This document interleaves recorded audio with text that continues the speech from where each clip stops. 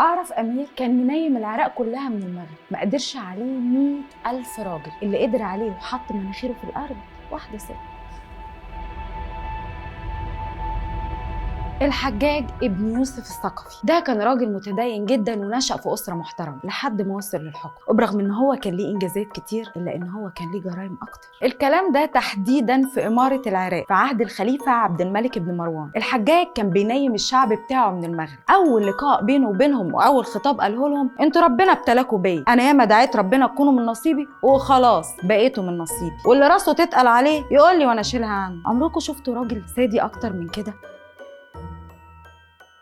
الراجل ده عملوا عنه إحصائية عشان يعرفوا عدد ضحاياه من القتلى، طلعوا 120,000 شخص، ده غير عدد ضحاياه في السجون بتاعته اللي كانت بتتبني بمقاييس خاصة جدا، بحيث تكون الأسوار عالية جدا بس من غير سقف. يعني انت كده معانا متعذب في الصيف، متعذب وفي الشتاء متعذب. الأكثر قسوة من ده إنه كان ساعات بيسجن الناس دي مجردين من الملابس، والأبشع إنه ساعات ما كانش بيفصل بين الستات والرجالة في السجن. عمركم شفتوا حد بالقسوة دي؟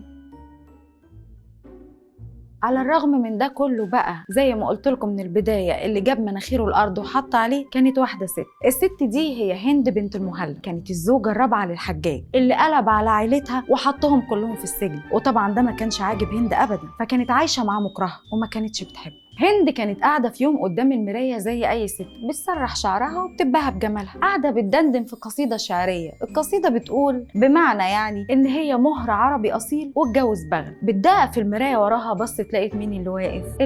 البغل طبعا، قصدي الحجاج ابن يوسف الثقفي. ما عجبوش الكلام ده، وطبعا كلنا عارفين طريقته في العقاب، بس ما كانش ينفع يعمل معاها كده لانها مراته، فقرر يطلقها. لما رمى عليها يمين الطلاق خدت الموضوع بمنتهى البرود وقالت له جمله كانها يعني بتقول له: وايه يعني يروح قرد يجي غزال.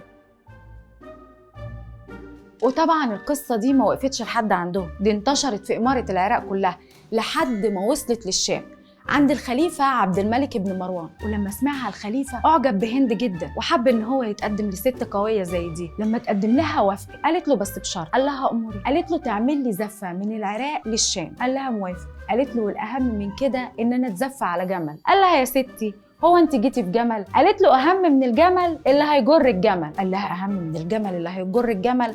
قالت له الاكس بتاعي. اعجب بذكائها جدا ووافق واصدر امر للحجاج. وطبعا الحجاج ما كانش يقدر يرفض لان الامر جاي من فوق. في يوم الفرح الحجاج سحب الجمل بتاع هند، الاكس بتاعته يعني، وهند عملت حركه غريبه جدا، طلعت دينار ورمته في الارض وقالت للحجاج: يا ولد هات لي الدرهم ده. وطى الحجاج وجابه وقال لها: امرك يا مولاتي، بس ده مش درهم، ده دينار. قالت له: ايه ده بجد؟ كويس ان انا لما وقع مني درهم اتبدل بدينار. عمركم شفتوا جبروت اكتر من كده؟ طبعا الحلقه دي موجهه للرجال. يا جماعه حذرناكم، مهما كنت جامد وشديد محدش يقدر يجيبك الارض غيرها، ومحدش قدر عليه. احترس ان كيدهن عظيم.